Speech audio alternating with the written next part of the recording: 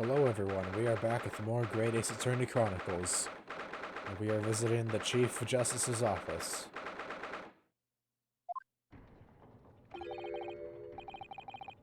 No arguments, Prosecutor Asogi. You will continue with the trial exactly as I instructed, is that clear? Perfectly. It's Kazuma-sama.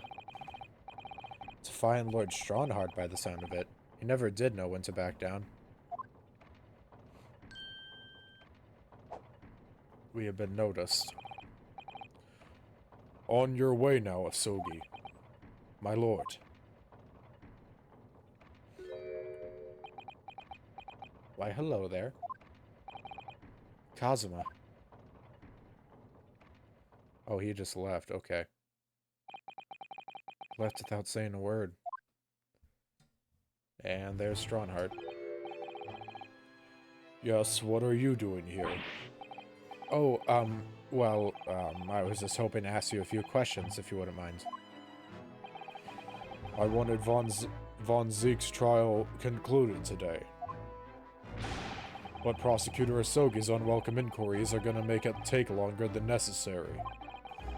Unwelcome inquiries? As a result, I'm losing even more precious time. Currently 2 hours, 55 minutes, and 41 seconds. 42, 43... Then we must resolve everything before 3 hours have passed, Mr. Naruhodo.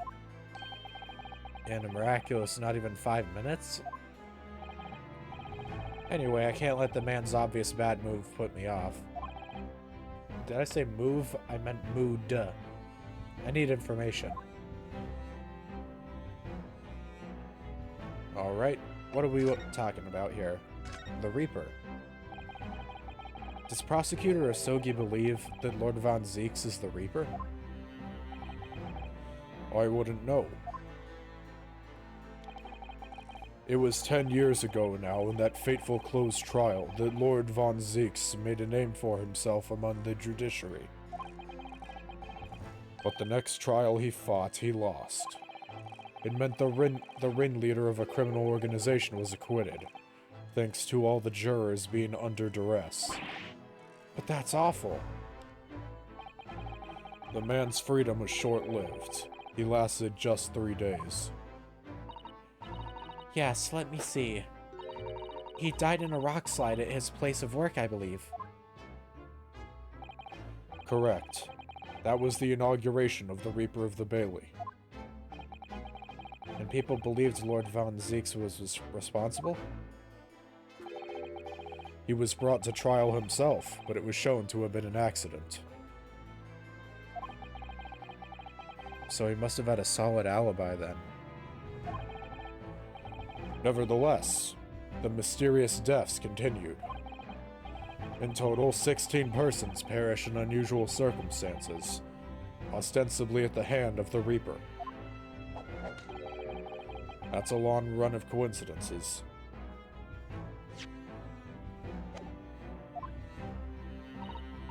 Well, the Reaper's true identity may well be revealed by this trial. And the impact that revelation would have on the British public cannot be understated. Is that why it's a closed trial? Precisely. Huh. Speaking of closed trial.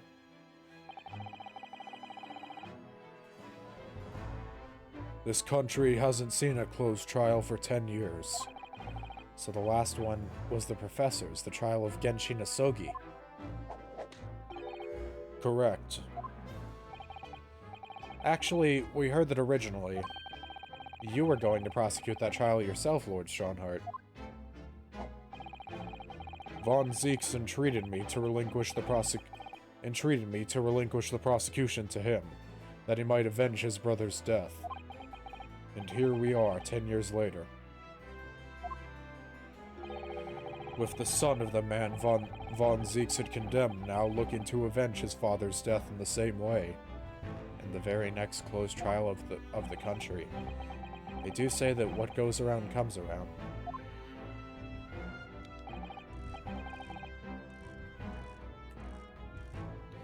However, it would seem that the new young prosecutor is harboring some ulterior motive as well. Kazuma is? I like my organization to run smoothly in the exact manner that I prescribe. As with the giant clock in here, I won't tolerate a single cog being out of step with the others. Ah, so that's what all those gears are about in here. He is guilty of thinking of everyone as gears. If the man refuses to mesh with the other parts of my great machine, I will be forced to take steps. What do you mean? Not something with which you need concern yourself. You know, Strongheart, that cog analogy is starting to make you sound more and more like a potential villain. Just saying, buddy. Like, saying that everyone is a cog in your machine doesn't really sound the best, if I'm being honest. In any case, all your questions will be answered tomorrow. We'll see about that. Now, I shall have to ask you to excuse me.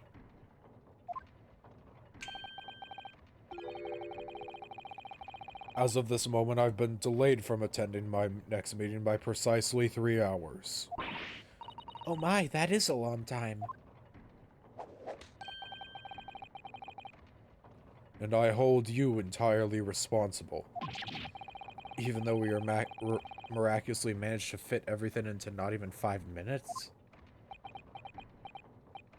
I wonder if you might agree to us, talking with Prosecutor Asogi. Discussions between the defense and the prosecution outside of the courtroom are generally frowned upon. However, I will make an exception in this case. Now go. You can find him in his office.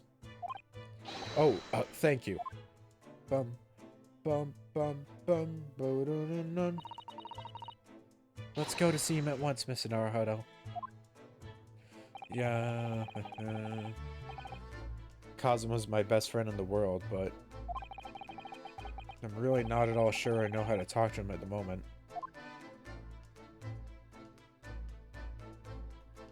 Alright. Let us go.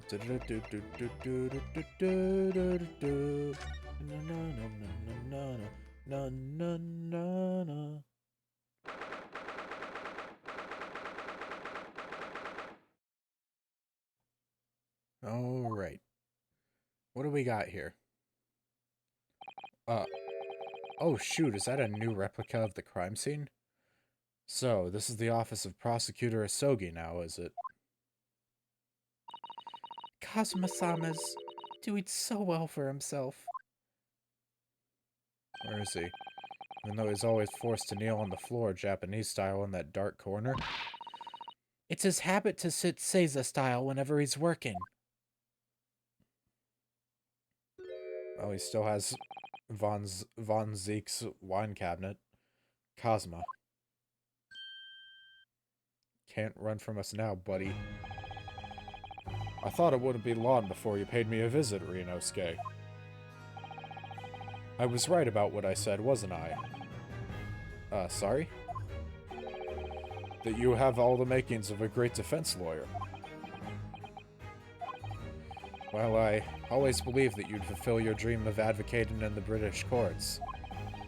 I just never imagined for 1 second that it would be as a prosecutor.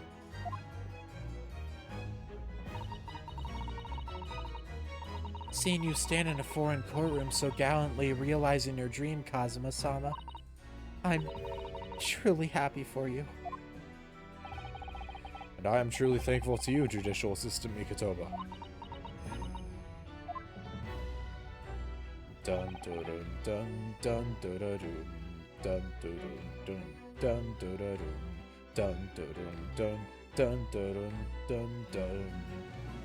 Ryunosuke, I always thought it would be fun for you and I to shake up the British legal system a little together. This isn't quite how I envisioned it, but I suppose it's just another twist of fate. I've learned a lot of things during my time in London. That Hasusato-san's father was himself a visiting student here once, along with Judge Jigoku. And about what happened with your father. Then you'll have no difficulty understanding why I had no choice, why I had to find a way to get to Britain as a visiting student myself. So was this his purpose in coming here the whole time? I want to hear it from you, Kazuma. As you wish, Ryunosuke no Arahodo. Let's speak. But first off, I've been wanting to do this for a long time. Yo, check this out. Kazuma, this is your armband. Actually, I think it's yours now. Sorry? You're the defense lawyer. You have a talent for it. I've always known that you would. And now you've chosen to take that path in life. As your friend, I couldn't be happier for you, or more proud. Kazuma. So you keep hold of that. Besides, I'm a prosecutor now. That armband would have no meaning for me. Well, if you're sure. Thank you, my friend. Alright. Now, I definitely need to examine this room while he's here. Lord Von Zeke's fine collection of hollowed chalices and bottles, all neatly lined up. Yes, he's extremely particular about all that. He has a strict red regime for everything, from the storage of the cask to the bottling of their contents.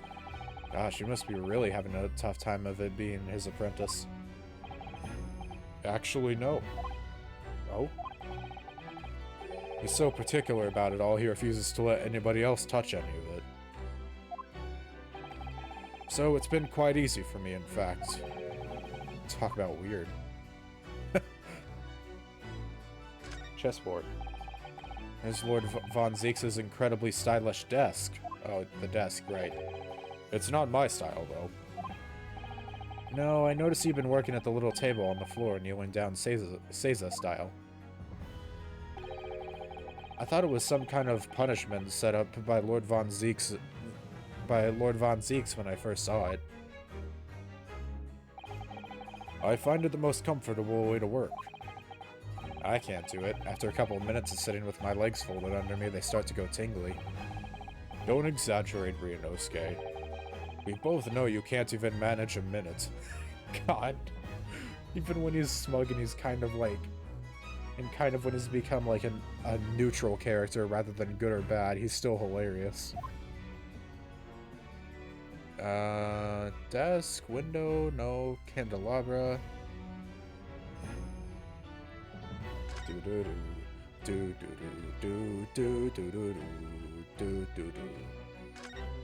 Sorry, this theme's so good, I just can't help singing it. Do you know who the man in the portrait is? Why would I? What? But you're Lord Von Zeke's apprentice. Yes, apprentice, not friend. And during the time I was suffering from amnesia, I didn't even notice that picture. Oh, really? I mean, it's not the smallest picture. I wouldn't have the first idea what the man decorates his office with. Really? Huh. It's kind of odd. What the? It's a scale model of the crime scene. Oh, yes, I realize that. Does the prosecution office make a model of the scene for every single case? Apparently so. Sometimes it helps to visualize things better and notice things you hadn't spotted before.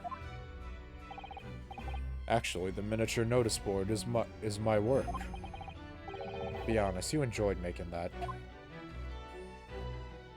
You probably did. I mean, making something like that and making a replica of a crime scene, that sounds fun. Let's look at the kegs. Casks floor to ceiling, just like the last time we were here.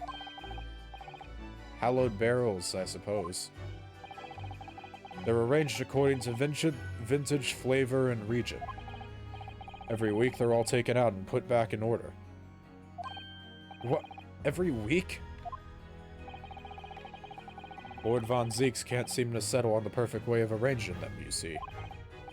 Vintage, flavor, and region don't neatly coincide, that's the trouble. Gosh, being his apprentice must be a real challenge. Actually, no. Oh? He doesn't let you deal with any of that either? He considers the task too important to entrust to anyone else, so he does it entirely on his own. So he's a barrel of laughs here and in court then. Nice joke, clap clap. Bats. Whee! Ah! You disturbed the bats, did you? Fitting companions of Lord Von Zeeks, wouldn't you say? Actually, I've seen things flying in Lord Strongheart's office too. Doves, I think. Perhaps you have to like birds to attain rank in the judiciary here. Although, bats aren't birds, of course. No, but they do have wings. Could just be winged creatures, I suppose. How about a sparrow for you? What's that supposed to mean?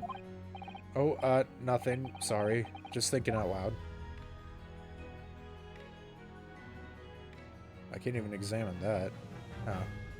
Oh well. Guess it's time to actually speak to the man. So, your disappearance. It's getting on for a year now, since what happened on the SS Buria.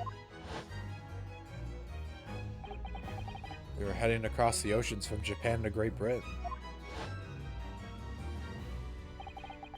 when a bizarre series of coincidences led to those tragic events. I thought I had lost my best friend forever.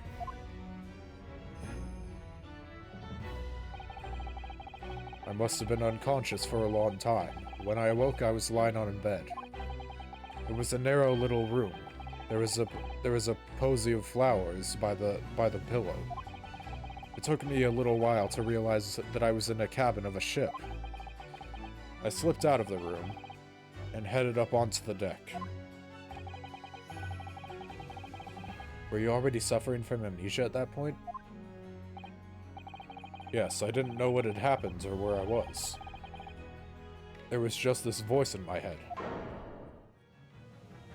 You have something you have to do, something no one else can know about. Go to Great Britain. Your task awaits you there. It was a calling I couldn't ignore. It compelled me relentlessly. Out on deck, I saw that I was on a huge steamship and we were docked in a large port. It must have been Hong Kong. Yes, it must have been, presumably just before they were due to carry her body off the ship. I had no idea of the situation, but I did have the feeling that this was in some way my last chance. So I concealed myself among the disembarking passengers and went ashore. Then I disappeared into the crowded streets of that foreign port city. So I could plan my onward journey to Great Britain. Dude, where'd your headband go, actually? It's no longer on Kadoma. Does Ryunosuke have your headband? Your journey to Britain. Just under a year ago, with all my past memories lost to me, I was left behind in Hong Kong. Everything was foreign to me. The sights, the sounds, the smells. My head reeled. I was truly at a loss. I realized now that I'd escaped as a dead man, with nothing but the clothes on my back. No money, of course. Oh, how terrible for you. Luckily, though, I had 2 feathers in my cap. One being your knowledge of English, I suppose. That's right. And on the back of that, I was able to pick up some work as a deckhand on a cargo ship. Eventually, after calling at countless ports, I finally arrived at Dover. It must have been some 3 months ago now. Your formidable tenacity of purpose showing itself again. I mean, the man had lost his memory and had literally nothing to his name. But he still managed to make his way to London on the opposite side of the world.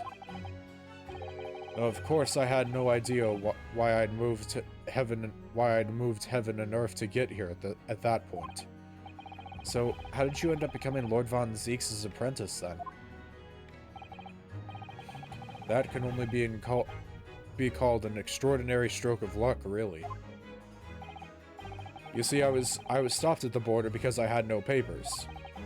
They took me straight to Scotland Yard. And by sheer coincidence, Lord Strongheart was there to attend a meeting. That's when the second feather in my cap came into play. Would that have been your knowledge of the law? Yes, exactly. Lord Strongheart was curious about an Easterner with an intimate knowledge of British law. He took me back with him to the Supreme Court and assigned me to the prosecutor's office. And then, 9 days ago, you finally got your memory back after the trial involving Drebber. Yes, I did.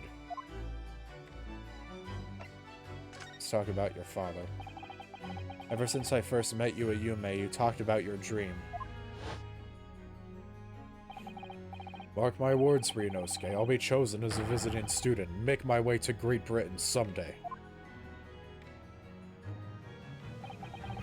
Did you know the entire time about what happened to your father here? 16 years ago. When my father left on that exciting trip to Great Britain, I was just a boy. We took a photograph together the day before his departure. It's my last memory of him. But what I remember most about my father is his unswerving sense of justice. 6 years after he left, a gentleman called at our family home.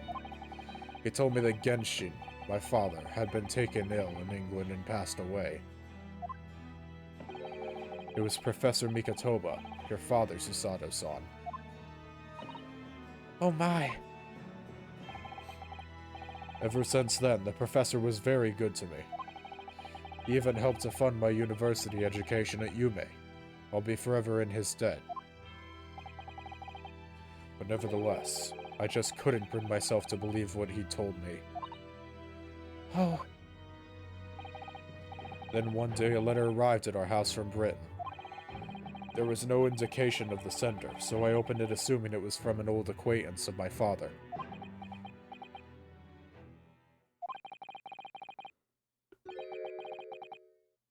What I read in that letter changed my entire life.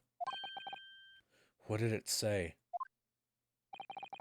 It said that my father had been a mass murderer, and the writer cursed the Asogi name. Oh no!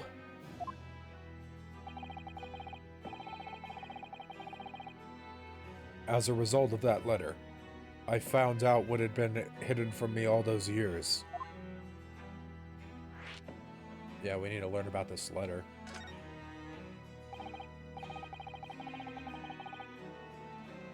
Presumably, the letter was sent from a relative of one of the victims. If whoever it was had been a member of the judiciary, he could have been present at the closed trial. The letter revealed that my father had been sentenced to death, executed for being a killer. I'm so sorry you had to find out that way. I imagine the British government did its very best to silence whoever sent that letter. But someone who knew the truth and couldn't bear the resentment was always going to be a problem. But still, it could have been written by anyone. Why would you believe such a thing? There was a newspaper cutting included with the letter. It was the first I'd ever heard of the professor and his terrible killing spree.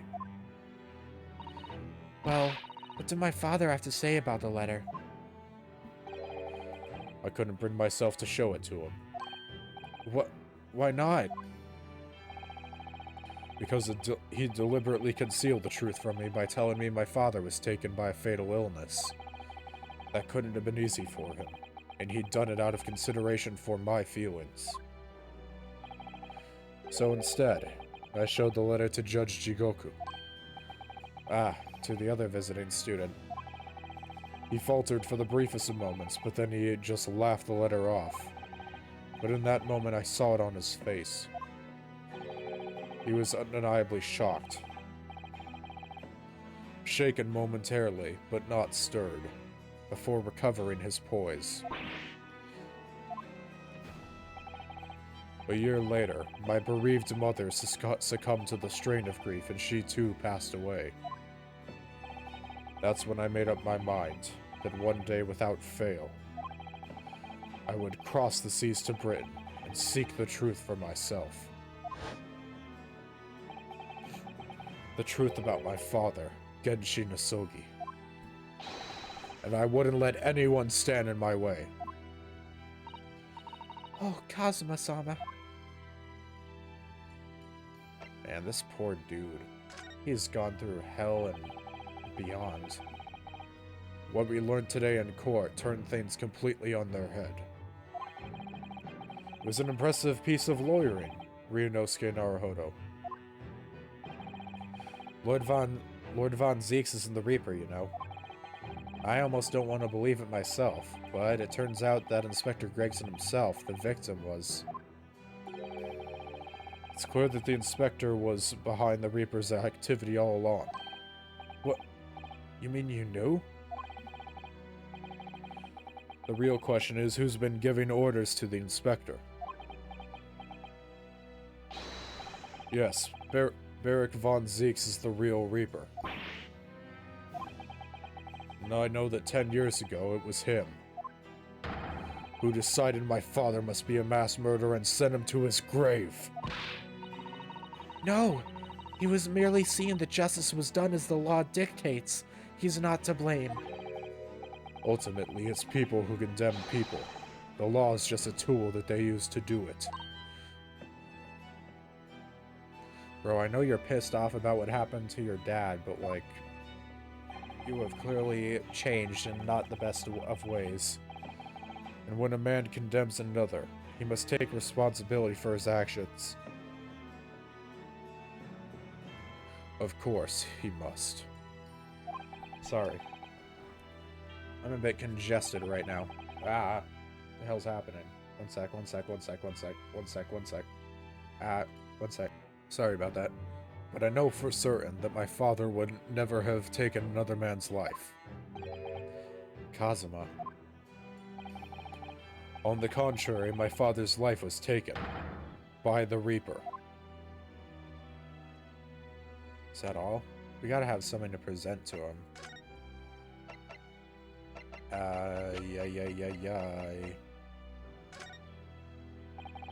Kazuma, what do you make of this? There's only one place where defense lawyers and prosecutors should discuss evidence. The courtroom. So it seems you're still confused by the situation. That's what I make of it. I get the feeling my friend's always gonna have the edge over me, isn't he? What do we got, then?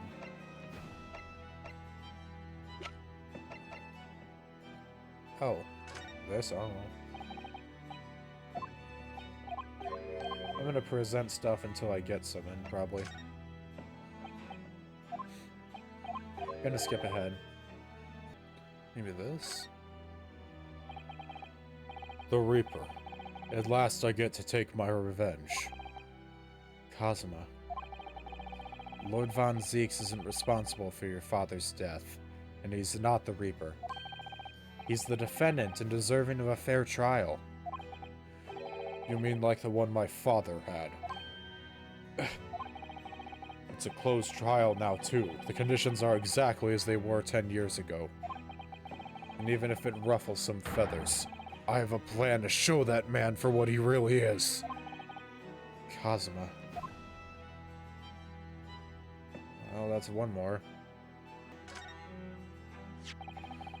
This came up in the trial, didn't it? As something a little dubious, I mean. The fact that no time of death was recorded on Inspector Gregson's autopsy report. Yes, there were some unexpected turns in the courtroom earlier. The suggestion you came up with certainly took everyone by surprise. The idea that the victim died the previous day at some other location is quite something. Well, considering when the pocket watch had stopped and the scorch marks on the candle, it's certainly a distinct possibility. The evidence and the scene both point to it. To be honest, it bothered me, too. So I paid a visit to the autopsy room earlier. The coroner responsible wasn't there, but I got a name. It's Dr. Gory. If it wouldn't trouble you, Kazuma-sama, we'd very much like to speak with the coroner, too. Of course, the last thing I want is for anything to be brushed under the carpet. Scotland Yard's autopsy laboratory is behind Lowgate Cemetery. Lowgate Cemetery? By Barclay Prison, you mean? Ah, you know it, do you? The prison where my father was incarcerated and robbed of his life. Kazuma-sama. Well, thank you. We'll pay a visit to the laboratory later today. It seems like that was the last thing we need to check on. Ryunosuke, I want to thank you. What for? For this. You safeguarded the soul of the Asogi clan.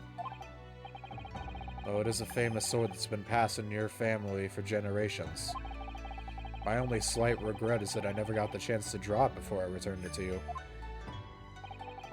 Karuma is said to have been forged by a master swordsmith during the Sengoku Warring States period.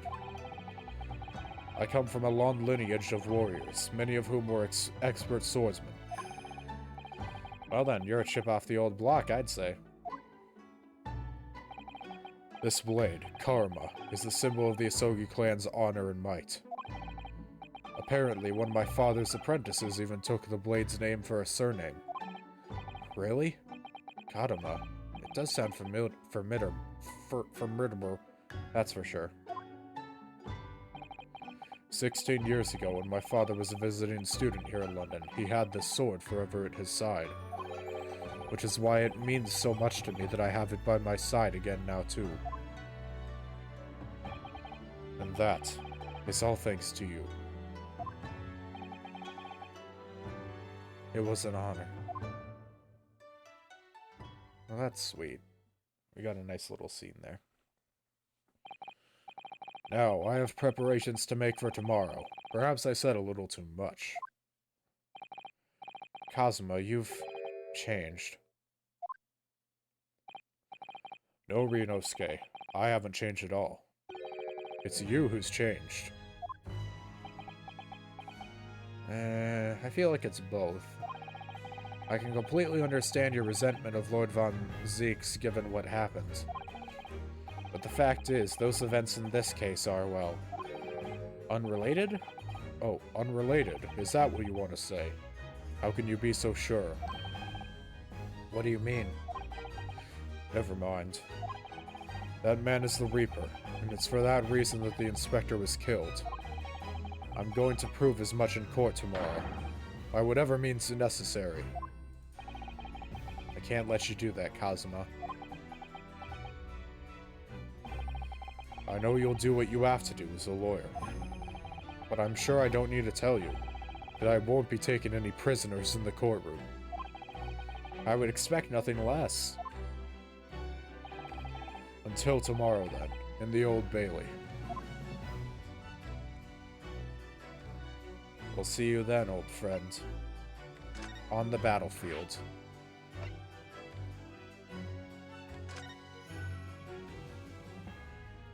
And now we head... Whoa. This place has changed quite a bit. I don't think it was this colorful last time. What the hell is going on here? This place really is creepy, isn't it? Well, being a dead room, it's probably full of the spirits of the dissected.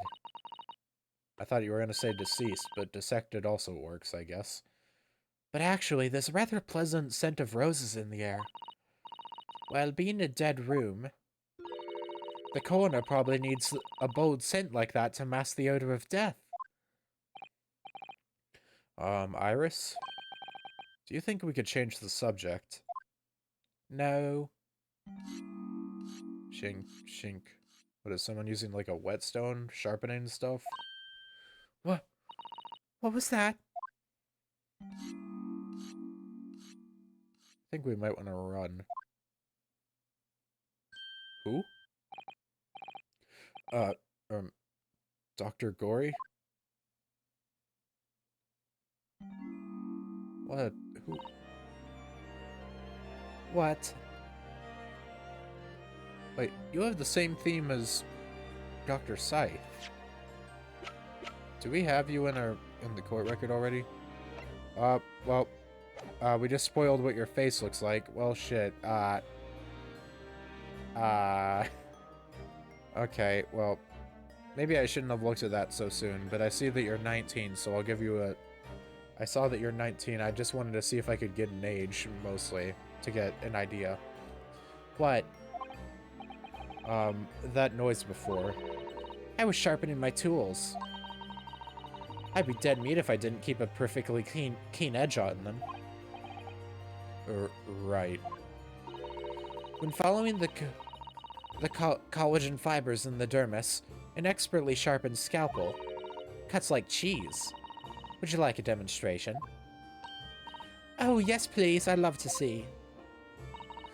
Then, I think you'll do nicely. Huh? No.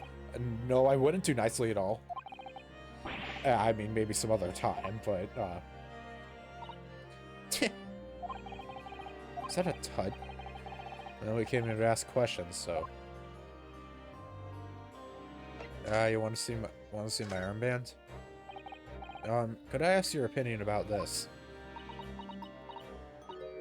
Don't forget, you're responsible for putting my mama in jail. Oh, shit. That was your right mom. I can explain. Why should I help you? You know, you make a good point. Time of death? We have actually met before. I'm a lawyer, if you remember. You're not dead yet. What? So Mama said I wasn't to cut you open. She's so strict about things like that. Well, good. Dr. Scythe has some scruples, at least. Oh dear. Looks like she's not interested in talking to us, for the time being anyway. For the time being? You mean until we die? I hope there's a way up. That's a way off.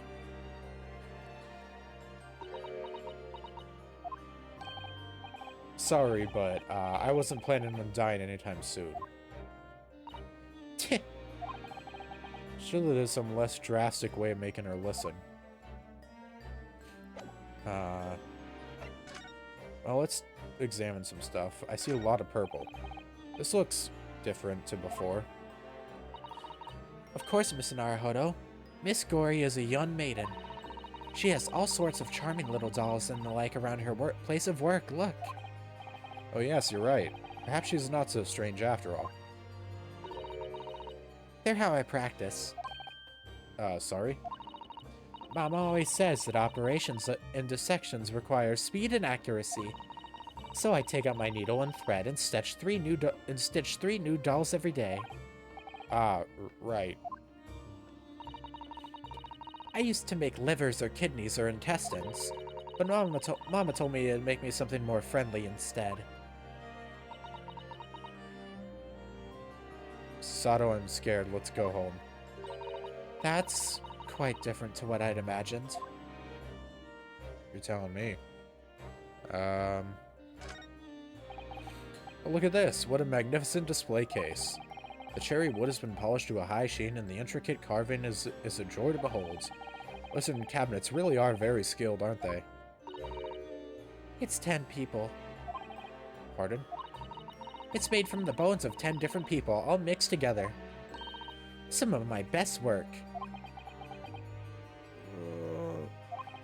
I was admiring the case, actually. Scary skeleton inside is something I intend to ignore as best I can. You're strange. I wonder who is the strangest. Look at all the bottles on the shelves in these cabinets. What an assortment of chemicals. These ones here are labeled highly toxic. Much like fighting game communities, FPS game communities, MOBA communities, probably some other stuff too. That's worrying, because there are also things that look like salt and pepper shakers in there. Oh yes, and they actually say salt and pepper on them. The doctor probably spends a lot of time in this room, I suppose. Perhaps she has meals here sometimes. Life goes on even when you're surrounded by death. That conversation, I believe, is the same as it was before. Table and a set of sharp tools. When you consider each in isolation, it's all quite innocent. So why is it that when you put them side by side, they seem so horribly disturbing? I think this is the same conversation as last case. Shut up, I'm thinking. It might be best not to ponder it too deeply. That's Mama's dissection table. It's too high for me, though. It is? If I fell from that height in my sleep, it would really hurt. What? You mean you sleep in here? Autopsy work is very involved. It's usually too late to think about going home when I'm finished. But I have bad dreams when I sleep here, and I always end up falling onto the floor. So I'd like to exchange that table for a lower one. Maybe you should just go home. Go home. Stay home, Dayo. I think we're about done here. Those large jars seem to have pale things floating around inside them. I suppose they're fruity liquors or something, like the pickled umeboshi plums we made back home. Yes, let's assume there's someone completely innocent like that. Ah, that jar you're looking up there contains monkey brains. Oh my. The composition is similar to the human brain, so they make for interesting study material. And in the next jar alone, we have monkey... No more monkey anything. Please. If you say so. Oh dear. The time when I still thought it was just some pickled umeboshi plum seems so long ago already. Oh boy. Well, we have to present something. I assume maybe the autopsy report itself? Dr. Gory, we actually came here to ask you about this. He was very good. Good? Sorry? His skin didn't snag my blade once. In very little mess. His joints dislocated easily, and his muscle tissue was a pleasure to work with. We could skip those details. But, there is one thing about the report that's caught my attention. You don't seem to have recorded it at the time of death.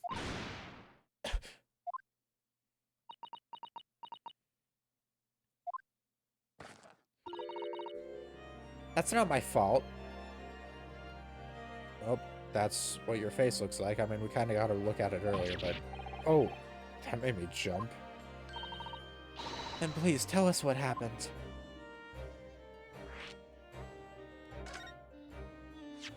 The size of your eyes is creeping me out.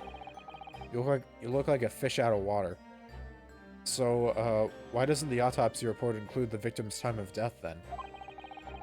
It's really the most crucial detail. I was told not to write it. What? By whom? Mail Stronghart, the Lord Chief Justice, he came here. Lord Stronghart came... He said that from the witness statements about the gunshot and the other evidence, it was obvious. That man clearly died at 5 p.m. on 1st of November when the gunshot was heard. That's not the time of death you wrote on the report. You didn't write anything. Was there some reason you didn't include it?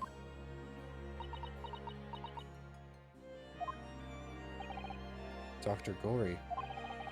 If you're hiding something under Lord Strongheart's instructions, then sooner or later you're gonna end up the same way as your mother. Give it here, then. Hmm? What's she scribbling so furiously? There. You've written... What? What's she written? Tell us. God, it's hard to... I wish I had a co-commentator so I could have two different people voice these characters. Indeterminate. But... An accurate estimation of the time of death is not possible. Okay. What do you mean by that? Why was the time of death indeterminate? Indeterminate.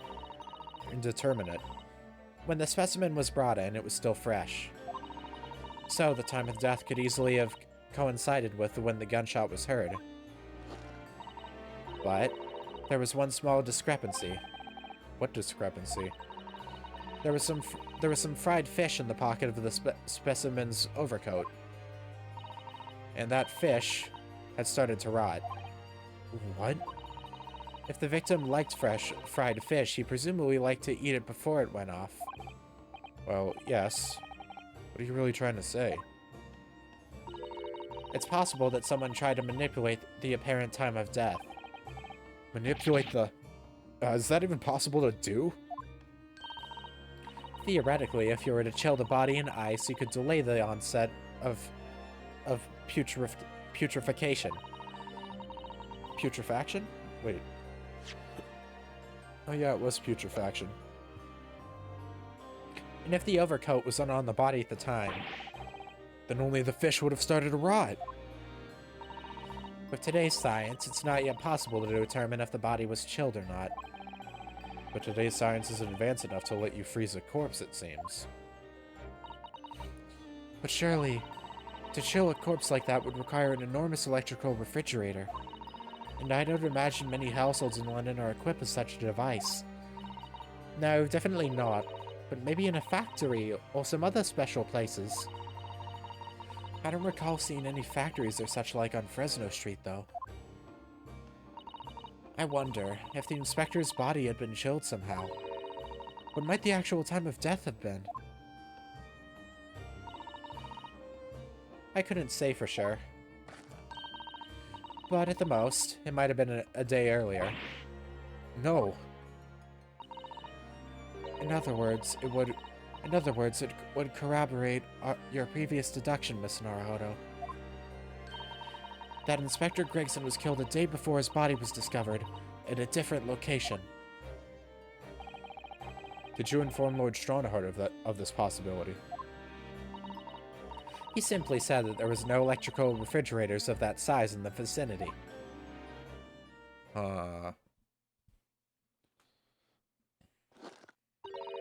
If you don't mind, then. Sorry? And there she goes. She's gone back to sharpening her blades. Not now, or my baby here might start to rust. I think perhaps we'd better leave Dr. Gory alone. Maybe we could try again later if we manage to find some more clues. Well, we'll go find some more clues next time on Great Ace Attorney Chronicles. Because, I mean, then again, the only place we really got to go is Mr. Vigil's hospital bed. And then maybe revisiting some places we've already gone to. Maybe we can talk to Von Zeke some more. But yeah, that's for next time. Adios, ciao, and bye-bye. Signing off until next time. Ja, matane.